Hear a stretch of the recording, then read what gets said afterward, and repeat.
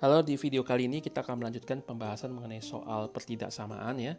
Tetapi kita akan menggunakan sifat yang sudah kita temukan di dalam pembahasan soal sebelumnya. Nah, diberikan jika X lebih besar dari 0, Y lebih besar dari 0 ya di sini.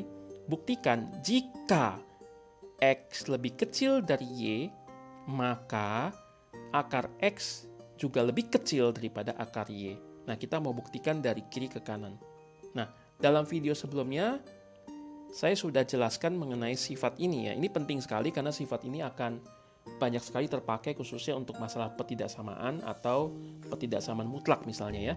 Nah, dalam hal ini kalau kita perhatikan ya, jika M dan N ini adalah bilangan positif, kita bisa membuat satu statement matematik biimplikasi. Jika M lebih kecil dari N, maka M kuadrat lebih kecil dari N kuadrat. Sebaliknya, jika M kuadrat lebih kecil dari N kuadrat, maka M lebih kecil dari N. Ini sudah saya buktikan ya, mengapa sifatnya seperti ini di video sebelumnya, bisa ditonton itu dulu. Nah, kalau saya tidak ingin tuliskan ini sebagai bilangan positif, di mana M bisa negatif, N juga bisa negatif, maka supaya bisa berlaku ini, saya tuliskan dengan tanda mutlak, seperti ini. Oke? Nah, sekarang kita kembali ke soal ini.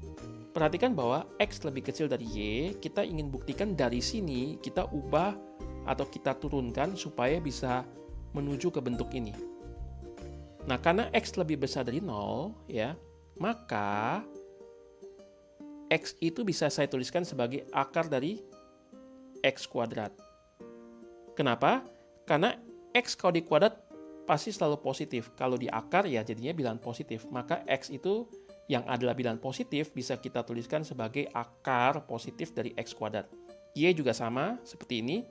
Lalu perhatikan informasi yang di sebelah kiri ini. Kalau saya tuliskan berdasarkan data ini ya, bentuk ini, maka saya akan tuliskan akar dari X kuadrat lebih kecil dari akar dari Y kuadrat.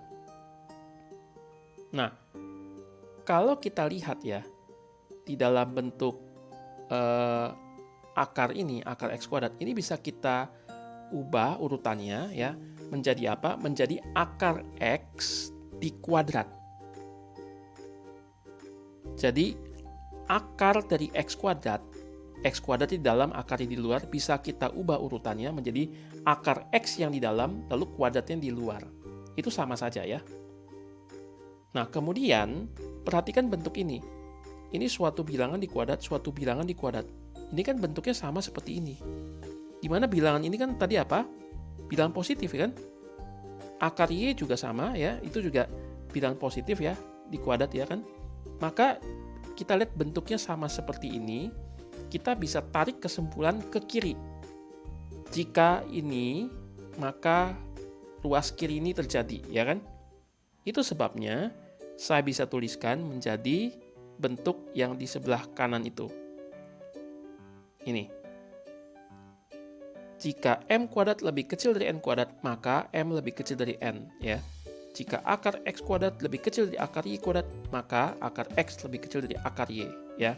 Jadi terbukti ya bahwa jika X lebih kecil dari Y, maka akar X lebih kecil dari akar Y, asalkan positif ya.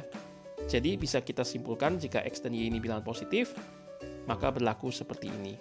Oke, saya sudahi video ini ya. Tetap tonton video di Bengkel Kalkulus ya, agar bisa mendapatkan update dan juga pemahaman yang makin mendalam khususnya untuk masalah pertidaksamaan matematik ini. Salam semangat!